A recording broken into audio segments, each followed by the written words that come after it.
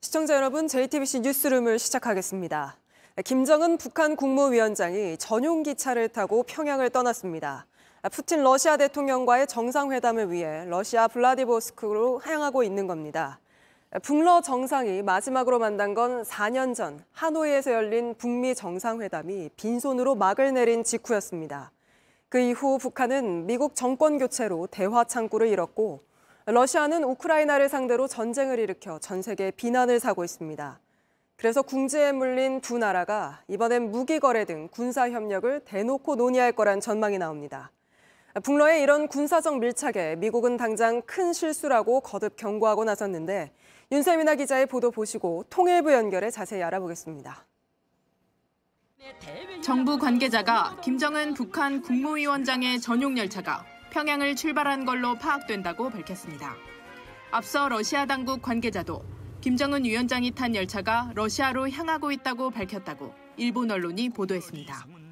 평양에서 블라디보스토크까지는 약 1,200km지만 북한의 철도 사정이 열악해 20시간 이상 걸릴 걸로 보입니다. 지난 2019년 블라디보스톡에서 열린 북러 정상회담 때도 비슷한 시간이 걸렸습니다. 이 때문에 빠르면 오늘 밤, 늦어도 내일 새벽엔 러시아에 도착할 것으로 예상됩니다. 이런 가운데 러시아 크렘린궁 대변인은 두 정상이 동방경제포럼에서 만날 계획은 없다고 말했습니다. 당초 공식 행사 중인 12일 회담이 열릴 거란 관측이 나왔지만 13일로 연기됐을 가능성이 나옵니다. 극비 사항이었던 김 위원장의 동선이 미국 언론에 노출되면서 북한이 정상회담에 부담을 느껴 막판까지 고심하다 출발 날짜가 늦어진 걸로 풀이됩니다.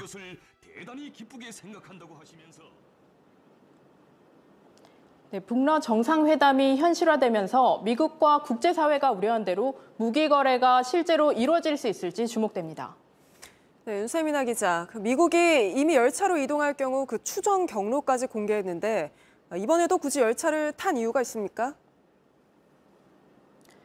네, 우리 정부 관계자는 김 위원장이 지금 태양으로 불리는 전용 열차를 타고 북러 국경 지역으로 매우 느린 속도로 이동하는 것으로 알고 있다고 말했습니다.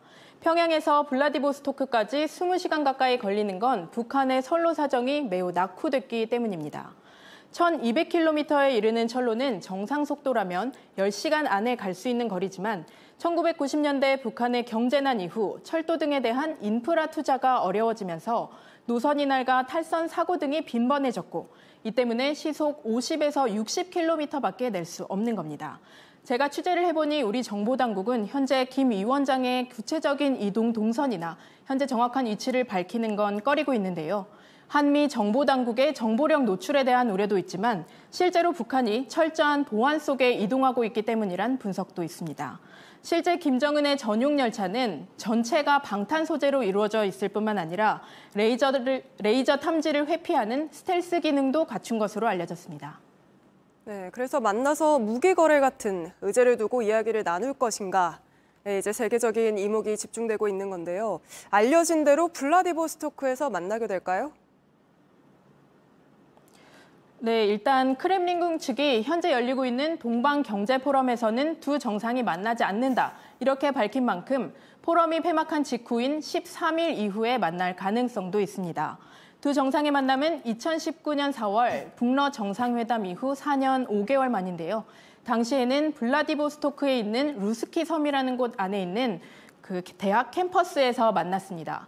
이곳은 2012년 에이펙 정상회담이 열린 곳으로 안에는 호텔 등 각종 편의시설이 갖춰져 있고 보안도 매우 철저한 것으로 알려졌습니다. 네, 알겠습니다. 윤세민아 기자가 전해드렸습니다. 안녕하세요. 뉴스룸 앵커 한민용입니다. 오늘도 JTBC 뉴스룸을 시청해주신 여러분 고맙습니다. 오늘 저녁에도 뉴스의 현장에서 찾아뵙겠습니다.